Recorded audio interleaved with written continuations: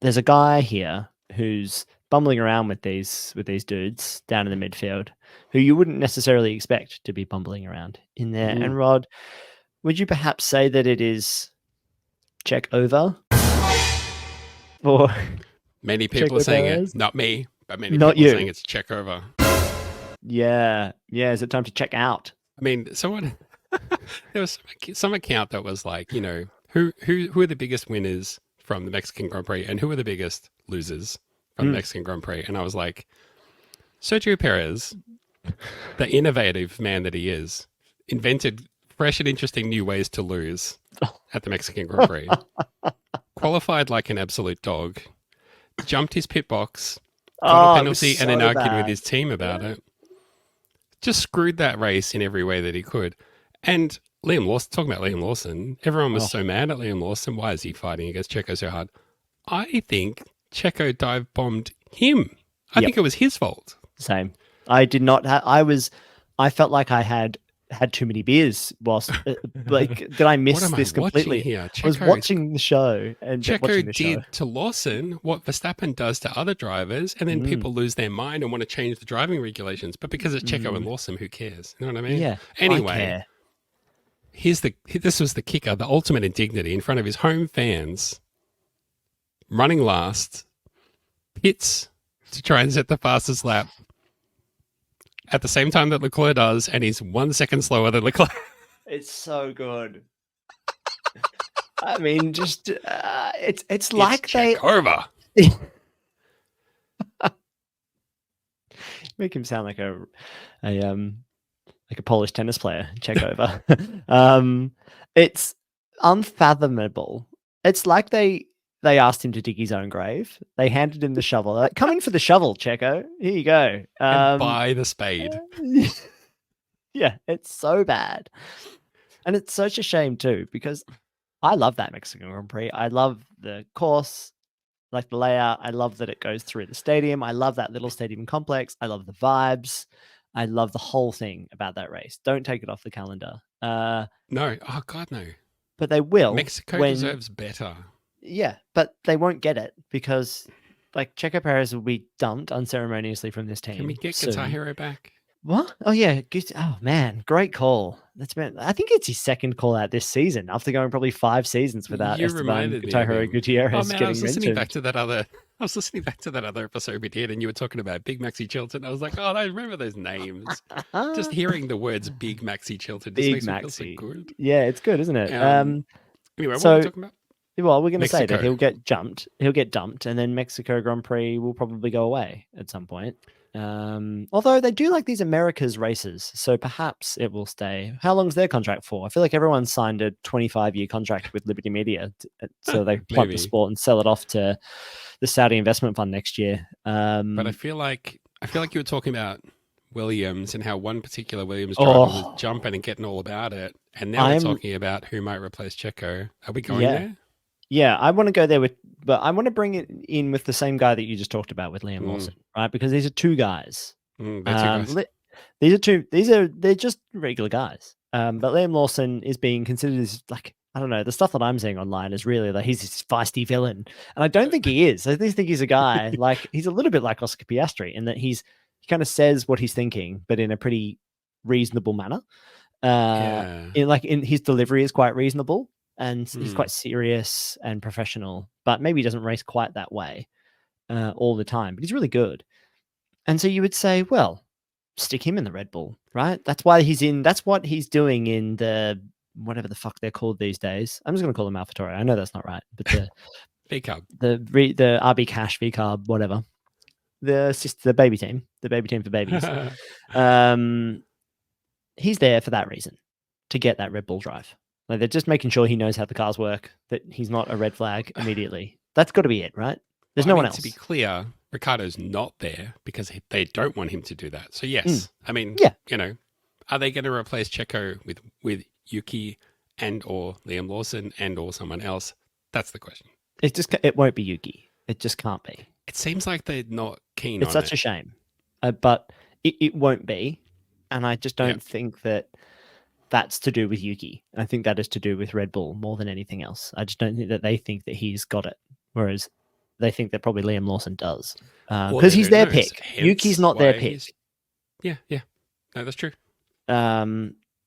So, but maybe Liam is going to be too much firecracker. Maybe he knows it and he's like, "Oh, let's do whatever I want then." I mean, I think that's definitely a worry. Is that if you're like causing beef, first of all, in his first race in, straight away, him and Fernando Alonso taking shots at each other. Second race in, he's like, I don't know, quote unquote, crashing into the Red Bull car and causing beef with Checo Perez at his home race. Yeah. I mean, it's what's it going to be like when you're driving into Max Verstappen? So that's to let it's got to be Oscar on their Piastri mind. through because you're mates. Sure. So okay. So let's say it's not Yuki, and let's say it's probably not going to be Liam. But Who? is it Colapinto? Get into that Red Bull. Someone put there. this on social media today, and someone's written a nice. Who was it? I think it's in Autospot. I could pull it up, but yeah, everyone's talking about. Everyone's talking about it. Even me. Well, everyone on this show is talking about it. Christian Horner acknowledged that they had expressed interest in his services. Now that doesn't mean next to Max. Could mean anything, but they were asking. They're asking. Now, like he asked someone for his number. We've played this game recently. If you are Colapinto, what's his first name? Franco, thank you. God, that sounds made up. Are you sure? Franco Colapinto. It's Franco. Sounds like Pinto. sounds like a character in a Grand Theft Auto game. Franco Colapinto is Mario, Luigi Mario. Yes. If I was his agent, I would not advise him to go to the Red Bull sister team, V Cup. That is the place where drivers go to die. Not even V Cup. Nah, mate. You're in there. You'll have a drive for a long time. Brilliant, right? But you just, that is not the way, I don't think, to have a really good Formula One career. I think you could stay at Williams for another season and wait for something else to move and change. There will be other guys who will leave other teams. I think there are other spots on the grid coming up. He can't stay at Williams. No, they've already got some drivers that they're paying a lot of money for. Yeah. So he has to go somewhere. I think that's more the question. And then there's a seat at Sauber, and we've just pointed out how woeful Valtteri Bottas has been doing. Yeah, that's a downgrade. So I mean, a lot can change by the end of the season. Like there's other seats that will come up. I'll tell you, probably who's got a not doing Haas. so well is Alexander Albon. Yeah. Let's say was driving quite well when his teammate was Logan Sargent by comparison. But now that there's someone who's not Logan Sargent, all of a sudden Albon seems to have gone to water. Yeah. I think that's this. I mean, it happened a little bit with Russell as well. But I just don't. We're saying that Albon needs to be number one driver maybe in order to be successful. Maybe. But I mean, the option that maybe to think through what you were just thinking out, I think, is to say, even if there's a seat at V Cup, don't go there. Stay with Williams as their reserve driver or backup driver, because if Albon falls completely off, Williams may say, didn't we have someone who was like a firecracker scoring points and just getting amongst it? Didn't we have someone, Franco Zinky, Zinkalonko, something like that? Yeah. Maybe. Yeah, that could be it. I mean, could it be Haas? I mean he's pretty good. Alpine is the other drive that doesn't have confirmed. I'm just running through a list now. Do they? Does Alpine have their driver list? Oh, Doohan. I forgot about Doohan. Sorry, yes. Is that confirmed? Doohan. Yeah. Yeah. Sorry.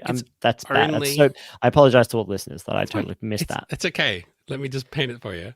It's V-Carb or Sauber. That's it. It's V-Carb or Sauber. That's it. Oh, I don't know, man. I reckon he could steal one of these seats. I reckon he could steal that Behrman seat.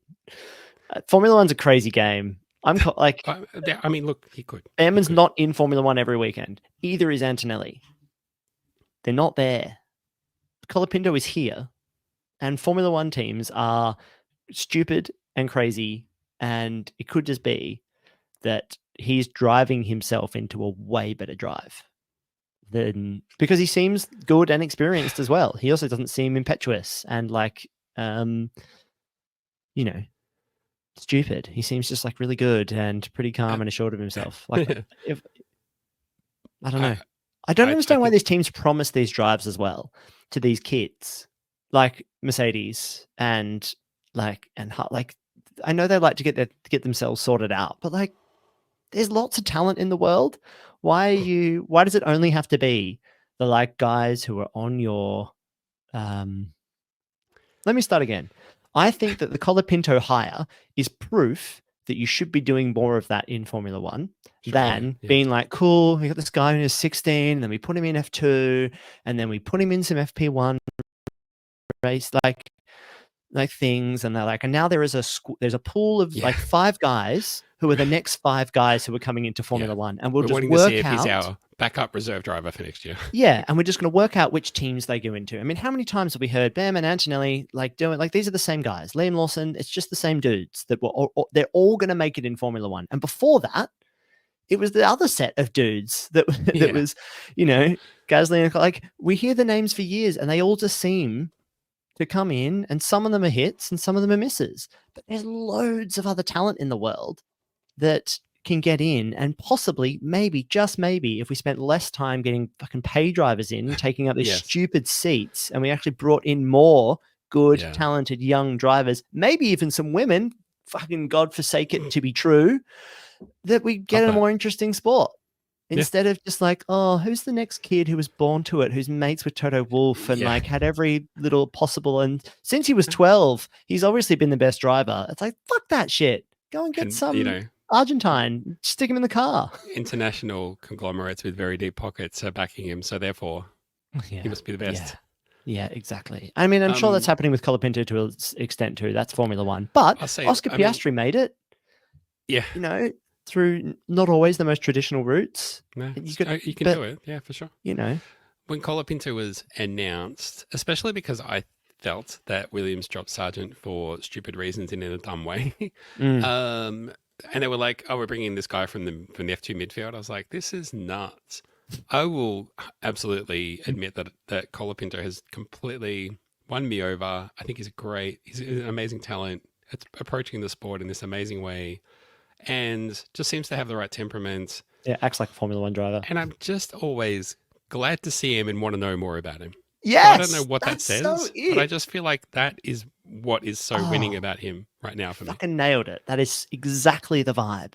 There is someone coming into Formula One that I care about, and that I see on the leaderboard. I'm like, cut to this guy. He's doing stuff on the track. Everyone gushes over certain drivers on social media and stuff, but now when they're gushing over Colapinto, I'm like, why? What did he say? Is he cool? Like, what does he? But what does he want? What drives him? What's he? Yeah. Like, does he? I want to read the little bio in the F1 program at the race. That's what I'm talking about, and it's not just because he's our new driver, because we've got quite a lot of them. There's something about him, something about that guy, Argentinian spice that I'm needing in my F1 diet right now. Boring. He doesn't seem like he's made in a Formula One factory. Just something. Just something about the cut of his jib. I really hope we don't find out some bad thing about Franco Colapinto. If it was just an old show, we're due. We can count to 3 and then Google Franco Colapinto. There's some tweets from 10 years ago that he forgot to delete. Hey, he was born 2 days after my birthday, but also 15 years later. Why, Zach? What were you doing when you were 15? When I was 15, I was probably trying to, I don't know. Oh, what was I doing, Franco Colapinto? What was I doing? I was being born.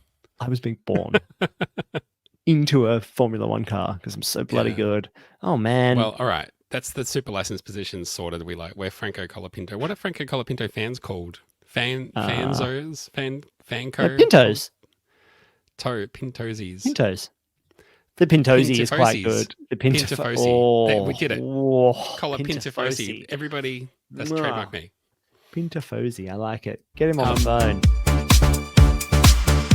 On the day I was born, the top the trips and I fell.